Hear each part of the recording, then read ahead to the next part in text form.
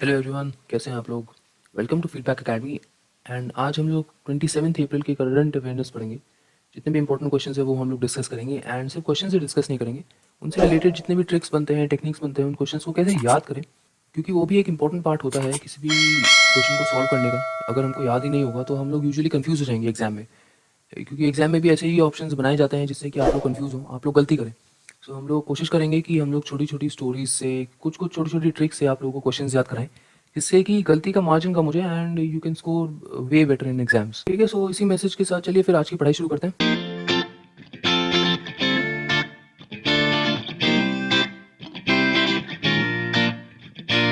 पहला क्वेश्चन है, international Chernobyl disaster remembrance day is observed on which date. एक Chernobyl disaster हुआ था जिसके बारे में आपको भी पता होगा। न्यूक्लियर रिएक्टर था जिसमें ब्लास्ट हो गया था, जिसमें एक्सप्लोजन हो गया था, एंड उसकी वजह से जितना भी न्यूक्लियर मटेरियल था वो लीक हो गया था, जिसकी वजह से पूरा सिटी कंटेमिनेट हो गया था। ठीक है, सो ये हुआ था। ये इसको रिमेम्बर करने के लिए, इससे सीख लेने के लिए हम लोग ये इस दिन को कब ऑब्जर्व करते हैं, इस दिन को ऑब्जर्व करते हैं 26 अप्रैल को। ठीक है, सो ये दिन क्यों मनाया जाता है, जैसे कि मैंने आपको बताया, ये अवेयरनेस क्रिएट करने के लिए मनाया जाता है और कॉन्सिक्वेंसेस दिखाने के लिए मनाया जाता है कि एक न्यूक्लियर अगर पावर प्लांट को if you are not maintaining properly तो फिर उसमें क्या क्या डिज़ास्टर हो सकता है, किस हद तक हो सकता है। ठीक है, सो ये शोनोबिल कहाँ पे था, ये न्यूक्लियर रिएक्टर ये था यूक्रेन में। यूक्रेन अब किसका पार्ट है, यूक्रेन अब रशिया का पार्ट है।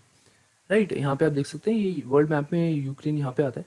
एंड इस क्वेश्चन को आप याद कैसे करेंगे, देखो इस क्वेश्चन को याद करने का ना सबसे अच्छा तरीका है, आपको ये न्यूक्लियर रिएक्टर शर्नोबिल तो सबको पता है ना कि शर्नोबिल न्यूक्लियर से रिलेट करता है थोड़ा। एंड न्यूक्लियर का जो सिंबल होता है वो ये होता है ना, न्यूक्लियर का सिंबल होता है वो ये होता है, जहाँ पे हमारा एक लेग यहाँ पे है, एक लेग यहाँ पे है, एक लेग यहाँ पे। राइट, अगर इसको हम क्लॉक माने and this is 12। Right, so here will be 1, here will be 2। Right, so clock मानते अगर हम इसको ऐसे चलते रहें तो ये क्या है, ये 6 हो जाएगा। तो हमारे पास डेट आ गई है। ठीक है, हमारे पास पता है ये तो हमारे पास फिक्स था, ये भी हमारे पास फिक्स था। तो हमारे पास डेट आ गई 26। ठीक है, 26 को ही ये मनाते हैं हम लोग। तो यहाँ से आप याद कर सकते हैं, इसके लोगों से याद कर सकते हैं, लोगों को क्लॉक बना के, and you can find out the date. So 26 अप्रैल को ही हम लोग ऑब्जर्व करते हैं। ठीक है, coming to the next question, which organisation launched hydrogen fuel bus and car project for Leh New Delhi. NTPC, ONGC, IUCL या फिर CIL. CIL is Coal India Limited. Okay, so कौन सी ऑर्गेनाइजेशन ने हाइड्रोजन फ्यूल बस और कार का project एक launch करा है। सो वो ऑर्गेनाइजेशन कोई और नहीं है, वो है एनटीपीसी। ये फर्स्ट ऑफ इट्स काइंड है। अभी तक ऐसा कोई प्रोजेक्ट इंडिया में किसी भी कंपनी ने, किसी भी ऑर्गेनाइजेशन ने लॉन्च नहीं करा है, and NTPC is the first organisation to do so. Right, and ये जो प्रोजेक्ट होगा पूरा का पूरा, ये किसके, कौन सी मिनिस्ट्री के अंडर आएगा, ये आएगा ministry of new and renewable energy. क्योंकि जितने भी हाइड्रोजन प्रोजेक्ट्स होते हैं या फ्यूल सेल प्रोजेक्ट्स होते हैं, they are a part of renewable sources of energy. Right, so ये ministry of new and renewable energy के अंदर आएगा। अब इस क्वेश्चन को याद कैसे कर सकते हैं, देखो पावर प्लांट्स में सबसे ज़्यादा पॉल्यूशन कौन क्रिएट करता है। डिफरेंट डिफरेंट पावर प्लांट्स कौन से होते हैं, एक तो थर्मल होता है, एक हाइड्रो होता है, एक सोलर होता है, एक विंड होता है। राइट, तो सबसे ज़्यादा पॉल्यूशन कौन क्रिएट करता है, सबसे ज़्यादा पॉल्यूशन करता है thermal power plants. Thermal power plants कौन हैंडल करता है, वो करता है NTPC, national thermal power corporation. Right, अब देखो जो पहले से ही बहुत पॉल्यूशन क्रिएट कर रहा है वो अपनी एक इमेज सुधारने की कोशिश करेगा, है ना। अपनी इमेज सुधारने की कोशिश करेगा तो वो कोशिश करेगा कि मैं रिन्यूएबल सोर्सेज लेके आऊँ जिससे कि मेरे को बंद ना कर दें। राइट, सो इसी तरह से हम याद कर सकते हैं कि एनटीपीसी सबसे ज़्यादा पॉल्यूशन क्रिएट करता है, एंड इसीलिए उसका एवरेज नॉर्मल आ जाए, थोड़ी सी इमेज उसकी इंप्रूव हो जाए, वो रिन्यूएबल एनर्जी सोर्सेज की तरफ जा रहा है।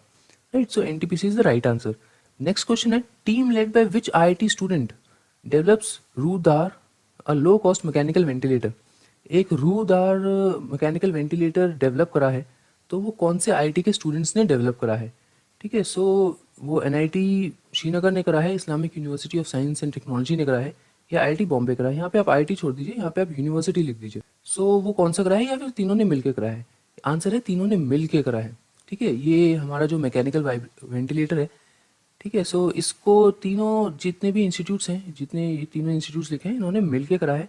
एंड ये सिर्फ 10,000 रुपये में आपको वेंटिलेटर प्रोक्योर कर सकते हैं गवर्नमेंट, क्योंकि हमको सबको पता है कोरोना वायरस क्राइसिस में वेंटिलेटर इज द मेन जो हथियार है हमारा, है ना, जिससे हम लोग जीतेंगे इस लड़ाई को, वो वेंटिलेटर्स ही हैं। सो वेंटिलेटर्स को जल्दी से जल्दी जितनी भी ज़्यादा ऑर्गेनाइजेशंस इंस्टीट्यूशंस मैन्युफैक्चर कर सके जितने कम प्राइस में, so that would be a very good point for us. Okay, root R का मतलब होता है पैसेंजर। सो नेक्स्ट क्वेश्चन है, वर्ल्ड इम्यूनाइजेशन वीक हम लोग कब सेलिब्रेट करते हैं? पहले हफ्ते में, अप्रैल के सेकेंड हफ्ते में, थर्ड हफ्ते में या फोर्थ हफ्ते में? तो हम लोग फोर्थ वीक ऑफ अप्रैल में हम लोग सेलिब्रेट करते हैं वर्ल्ड इम्यूनाइजेशन वीक। एंड इसका जो थीम है 2020 का, वो थीम है वैक्सीन्स फॉर ऑल। मतलब कि जितने भी लोग हैं उनको वैक्सीन हमको प्रोवाइड करानी है, जैसे कि कोई भी बीमारी हो, जैसे कि अभी कोरोना वायरस आ रखी है ना। सो उसको, उसके खिलाफ लोगों में अपने आप इम्यूनाइजेशन बढ़े। सो मेन एम यही है कि वैक्सीन्स प्रोवाइड कराए जितने ज़्यादा से ज़्यादा लोग हो सकते हैं उनको। सो ये WHO अब सेलिब्रेट करता है वर्ल्ड इम्यूनाइजेशन वीक।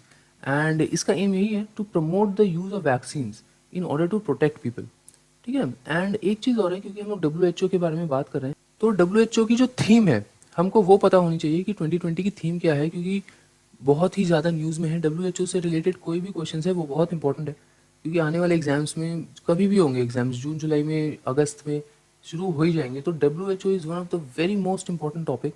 इससे क्वेश्चंस बहुत बनेंगे। जो इनके जो चीफ हैं मिस्टर टेड्रॉस, ठीक है, इनकी जो थीम है इस साल की, इनका हेडक्वार्टर्स कहाँ पे है, सब कुछ बहुत इंपॉर्टेंट है। ठीक है। सो 2020 के लिए इन्होंने कौन सा ईयर डेजिग्नेट करा है? This is the year of international year of nurse and midwife. And क्योंकि हम लोग हेडक्वार्टर्स की बात कर रहे हैं, तो WHO का हेडक्वार्टर्स कहाँ है? वो है स्विट्जरलैंड। स्विट्जरलैंड में कहाँ पे? जिनीवा में।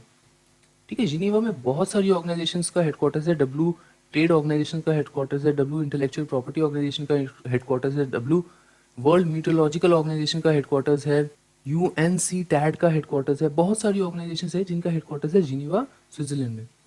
अब इस क्वेश्चन को याद कैसे करेंगे? देखो, इस क्वेश्चन को हम लोग याद करेंगे इसकी थीम से, जो कि है वैक्सीन्स फॉर ऑल। ठीक है। इसमें हम लोग उठाएंगे वैक्सीन्स। अब वैक्सीन्स में कितने लेटर्स आते हैं? वैक्सीन्स में देखिए 1 2 3 4 5 6 7 8 लेटर्स आते हैं। ठीक है। सो 8 लेटर्स आते हैं, तो हम लोग ऐसे कर सकते हैं कि फोर्थ मंथ के फोर्थ वीक में मनाते हैं हम लोग। ठीक है। वैक्सीन्स में 8 लेटर्स आते हैं ना, तो 4 + 4 8। ऐसे हम लोग इस क्वेश्चन को याद कर सकते हैं। April is the fourth month of the year, right? So January, February, March, April, fourth month के फोर्थ वीक में हम लोग वर्ल्ड इम्यूनाइजेशन वीक मनाते हैं, जिसका थीम है वैक्सीन्स फॉर ऑल। वैक्सीन्स पकड़ेंगे, सबसे पहला वर्ड पकड़ेंगे वैक्सीन्स, जिसमें कितने लेटर्स हैं? 8 लेटर्स हैं, तो हमको 8 कंप्लीट करना है। यही है। एंड नेक्स्ट क्वेश्चन है, which space telescope celebrates 30th anniversary? एक स्पेस टेलीस्कोप है, बहुत ही पॉपुलर स्पेस टेलीस्कोप है, उसने अपनी 30th एनिवर्सरी अभी अभी सेलिब्रेट करी है, अपनी जो लॉन्च डेट है उससे। तो वो टेलीस्कोप कौन सा है? वो है हबल स्पेस टेलीस्कोप। ठीक है। ये कहाँ का है? ये नासा का टेलीस्कोप है। अगर कहीं पे भी स्पेस टेलीस्कोप आए ना, एंड कोई भी बहुत बड़ी इवेंट हो, जैसे 30th anniversary is a very big event, है ना, कोई बहुत बड़ा इंटरस्टेलर ऑब्जेक्ट डिस्कवर करने की बात हो किसी स्पेस टेलीस्कोप से, maximum number of the times answer is Hubble telescope. Because Hubble telescope क्या है, एक तो बहुत पुराना है, बहुत ही एफिशिएंट है, बहुत ही रोबस्ट बनाया गया है। एंड मैक्सिमम चीज़ें हम लोगों की जो डिस्कवर होती हैं, अगर किसी स्पेस टेलीस्कोप के थ्रू होती हैं, वो होती है Hubble telescope. So in exams if you are not sure of the answer और हबल ऑप्शंस में है, so you can take a chance, because 70 to 80% of the times Hubble answer होगा। ठीक है। बाकी जितने भी टेलीस्कोप्स हैं वो इतने पॉपुलर नहीं है, वो इतने एफिशिएंट नहीं है कि जितने की हबल टेलीस्कोप, राइट? सो अब थोड़ा सा इसके बारे में जान लेते हैं हम लोग। इसने अपनी 30th एनिवर्सरी कब कंप्लीट करी? 24 अप्रैल 2020 में। इसका एक सेकंड जनरेशन स्पेस टेलीस्कोप भी हम लोग लॉन्च कर रहे हैं। लाइक फॉर एग्जांपल, ये तो 30 साल पहले लॉन्च हुआ था ना, अब इसी का नया वर्जन, इसको रिप्लेस करने के लिए सेकंड जनरेशन जो हम लॉन्च कर रहे हैं वो कर रहे हैं James Webb space telescope, right? और वो कब लॉन्च करेंगे? नासा 2021 में। हबल टेलीस्कोप का जो नाम है वो एस्ट्रोनॉमर एडविन हबल के नाम ऊपर रखा गया है, जिन्होंने बताया था कि यूनिवर्स हमारा हमेशा ग्रो कर रहा है, एक्सपैंड कर रहा है, राइट? सो इस क्वेश्चन में आपको सबसे पहले तो हबल टेलीस्कोप याद करना है।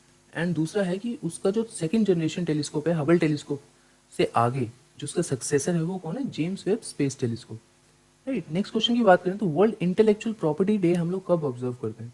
वर्ल्ड इंटेलेक्चुअल प्रॉपर्टी डे हम लोग ऑब्जर्व करते हैं 26 अप्रैल को। ठीक है। 26 अप्रैल को हम लोग ऑब्जर्व करते हैं। एंड इसका थीम क्या है? Innovate for a green future, right? So intellectual property मतलब कि कुछ भी हम इन्वेंट कर रहे हैं, है ना, सो उसको कोई और तो नहीं यूज़ कर लेगा, उसका क्रेडिट कोई और तो नहीं ले लेगा। तो वो इंटेलेक्चुअल प्रॉपर्टी के राइट्स जिस कंपनी ने उसको इन्वेंट करा है उसके पास सिक्योर रहें, वो उसके राइट्स सेफ गार्ड कर सके। इसलिए हम लोग वर्ल्ड इंटेलेक्चुअल प्रॉपर्टी डे मनाते हैं। ठीक है। To learn about the role of intellectual property rights playing to encourage innovation and creativity. क्योंकि आपको अगर राइट्स मिलेंगे, आपको अगर क्रेडिट मिलेगा, तो आप और ज़्यादा कोशिश करेंगे कि मैं और ज़्यादा इनोवेशन और क्रिएटिविटी दिखाऊं किसी एक पर्टिकुलर प्रॉब्लम को सॉल्व करने के लिए। अब हेडक्वार्टर्स कहाँ पे है? हेडक्वार्टर्स है वर्ल्ड इंटेलेक्चुअल प्रॉपर्टी ऑर्गेनाइजेशन का, जिनीवा स्विट्जरलैंड में। जैसे कि मैंने आपको लास्ट क्वेश्चंस में बताया भी था कि world health organisation, world trade organisation, WIPO हो गया, वर्ल्ड मीटियोलॉजिकल ऑर्गेनाइजेशन, बहुत सारी ऑर्गेनाइजेशंस का जो हेडक्वार्टर्स है वो जिनीवा स्विट्जरलैंड में ही है। ठीक है, इनके जो डायरेक्टर जनरल हैं, जो इनकी चीफ हैं, वो कौन है? फ्रांसिस गुरी। राइट, ये आप देख सकते हैं गुस्से में है थोड़ा। ठीक है, so that is for this question. Next question के बारे में बात करें तो वर्ल्ड वेटरनरी डे हम लोग कब ऑब्जर्व करते हैं? वर्ल्ड वेटरनरी डे हम लोग कब ऑब्जर्व करते हैं? 21st को, 23rd को, 25th को, 27th को। हम लोग ऑब्जर्व करते हैं 25th ऑफ अप्रैल को। तो ये हम लोग कब ऑब्जर्व करते हैं? लास्ट सैटरडे ऑफ एवरी अप्रैल। ठीक है, ईयर का जो लास्ट सैटरडे होता है उसको हम लोग वर्ल्ड वेटरनरी डे ऑब्जर्व करते हैं। एंड इस बार का जो सैटरडे था वो 25th ऑफ अप्रैल को पड़ा, तो इसलिए 25th ऑफ अप्रैल को हमने 2020 वर्ल्ड वेटरनरी डे ऑब्जर्व करा। वेट होता कौन है? देखो, वेट होता कौन है? वेट होते हैं डॉक्टर्स जो हमारे एनिमल, जो हमारे पेट्स का ध्यान रखते हैं, है ना। जो एनिमल डॉक्टर्स होते हैं ना, या जो पेट डॉक्टर्स होते हैं जिनके पास हम लोग हमारे जो पेट्स अगर कुछ उनको हो जाता है ले जाते हैं, तो उनको वेट बोलते हैं। ठीक है, सो इस इनका जो हेडक्वार्टर्स है वो हेडक्वार्टर्स कहाँ पे है? वो है ब्रुसेल्स में, बेल्जियम में। राइट, एंड ये आप देख सकते हैं ये ऑर्गेनाइजेशन है जो इस डे को सेलिब्रेट करती है, ऑब्जर्व करती है। एंड इसका एम यही है कि हम लोग सेलिब्रेट करें कॉन्ट्रीब्यूशंस जो डिफरेंट डिफरेंट वेटरेन्स हैं, ठीक है, उन्होंने दिया है to the health of animals and society. Right, so इसका थीम इतना इंपॉर्टेंट नहीं है, इसमें सिर्फ आपको दो चीज़ें याद करनी है। एक तो आपको इसका डे याद करना है 25th ऑफ अप्रैल, ठीक है, और आपको दूसरी चीज़ क्या याद करनी है? आपको दूसरी चीज़ याद करनी है हेडक्वार्टर्स। ठीक है, ये तो आप याद कर ही लेंगे। वर्ल्ड वेटरनरी डे कौन बनाता है? वर्ल्ड वेटरनरी एसोसिएशन बनाती होगी। राइट, सो इसमें तो कोई याद करने के लिए है ही नहीं। नेक्स्ट है बासवा वॉज फेमस। वो कौन थे? आर्टिस्ट थे, पोएट थे, डांसर थे या सिंगर थे? ठीक है, तो बासवा एक पोएट थे एंड फिलोसोफर थे। पोएट और फिलोसोफर थे, एक Kannada poet, and 12th century में थे। एंड इनकी जो फिलोसफीज थी, इनकी जो टीचिंग्स थी, उसके हिसाब से जितने भी लोग लिटरेचर प्रैक्टिस करते थे, किसी भी कास्ट या किसी भी रिलीजन के हों, वो उनको एक साथ आके अपना लिटरेचर के प्रति जो कंट्रीब्यूशन है वो देना चाहिए था। तो ये उनकी बेसिक जो टीचिंग्स या फिर जो भी बेसिक जो इनकी फिलोसफी थी, वो क्रक्स यही था उनका। राइट, सो हम लोग ये कब मनाते हैं? हम लोग मनाते हैं 26th ऑफ अप्रैल को। सो अब देखो, अब इस क्वेश्चन को कैसे याद करोगे? आपको पता होगा कि यूपी में, उत्तर प्रदेश में एक पार्टी है बसपा, है ना। सो बसपा और बसपा में क्या फ़र्क है? सिर्फ पी का फ़र्क है। वी की जगह पी लगा दो तो बसपा बन गई, है ना। सो पी से हम लोग याद कर सकते हैं वो एक फिलोसोफर थे और एक पोएट थे। ठीक है, सो इस क्वेश्चन को ऐसे आप याद कर सकते हैं। एंड इनसे रिलेटेड ये क्वेश्चन मैंने इसलिए उठाया क्योंकि ये एकमात्र ऐसे पोएट या फिर फिलोसोफर हैं जिनका स्टैचू थेम्स रिवर है ना, लंदन में, उसके पास बनाया गया था। एंड 2015 में नवंबर में प्राइम मिनिस्टर नरेंद्र मोदी ने उसको अनवील भी करा था। ये आप देख सकते हैं, इनका जो स्टैचू है वो लंदन में बनाया गया था। सो इसलिए ये क्वेश्चन थोड़ा इंपॉर्टेंट बन जाता है क्योंकि इसके पीछे एक हिस्ट्री है। अगर कुछ आया, मतलब वैसे तो ये रीजनल ही हैं, रीजनल पोएट है, फिलोसोफर ही हैं, मगर क्योंकि इनका एक स्टैचू भी बना हुआ है वो भी ब्रिटेन में, एंड पीएम मोदी ने खुद इनॉग्रेट करा है, तो हो सकता है ये क्वेश्चन किसी ना किसी एग्जाम में आ जाए। ठीक है, इसलिए इस क्वेश्चन की इंपॉर्टेंस थोड़ी बढ़ जाती है। एंड मैंने इसको याद करने का तरीका भी बता दिया। नेक्स्ट है विच इंस्टीट्यूट रिसर्च दैट कोविड-19 में affect CNS causing loss of smell and taste. Right, so CNS क्या होता है? Central nervous system. कौन से इंस्टीट्यूट ने ये डिस्कवर करा है कि कोविड 19 आपका जो लॉस ऑफ स्मेल भी कर सकता है एंड टेस्ट भी कर सकता है। आपको सूंघने की या टेस्ट करने की जो एबिलिटी होती है वो भी खो सकते हैं आप, अगर कोविड 19 आपको हो गया है तो वो कौन सा इंस्टीट्यूट है? दिल्ली है, बॉम्बे है, जोधपुर है या मद्रास है? वो है IIT जोधपुर। राइट, अब इस क्वेश्चन को याद कैसे करें? देखो यार, जोधपुर है, जोधपुर मतलब राजस्थान। वहाँ पे आपको पता है बहुत धूल मिट्टी वगैरह होती है। ठीक है, बहुत धूल मिट्टी होती है, तो इससे हमको धूल मिट्टी से सबसे पहले दिमाग में क्या आता है? सांस लेने में दिक्कत।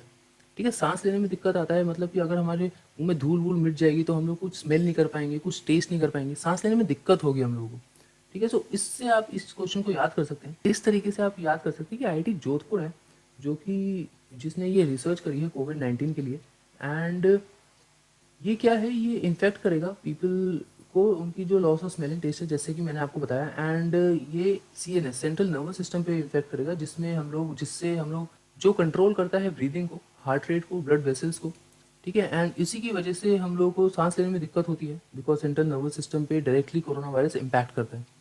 राइट, सो आप देख सकते हैं जितने भी सेंट्रल नर्वस सिस्टम्स हैं उससे रिलेटेड जितने भी फंक्शंस हैं उनको कोरोना वायरस इम्पैक्ट करता है एंड उन्हीं फंक्शंस में हमको प्रॉब्लम होती है, राइट। सो यही इंपॉर्टेंट क्वेश्चंस थे आज के लिए।